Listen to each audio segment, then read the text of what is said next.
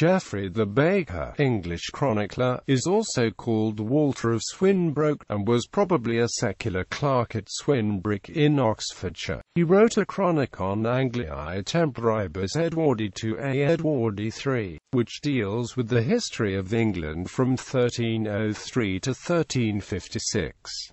For the beginning until about 1324, this work is based upon Adam Murimuth's Continuatio, chronicarium, but after this date it contains information not found elsewhere, and closing with a detailed account of the Battle of Poitiers. The author obtained his knowledge about the last days of Edward II from William Bisschop, a companion of the king's murderers, Thomas Gurney and John Maltravers.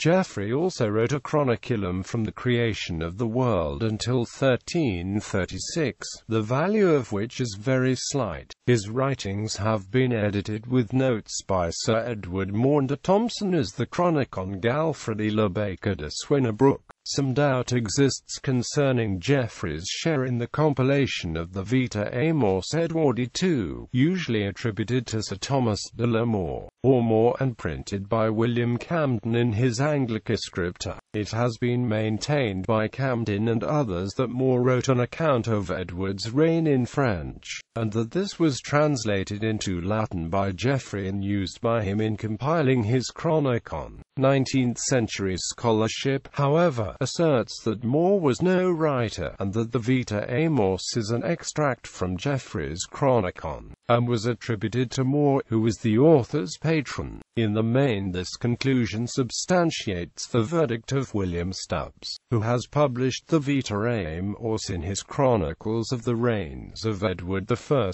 and Edward II. The manuscripts of Geoffrey's works are in the Bodleian Library at Oxford.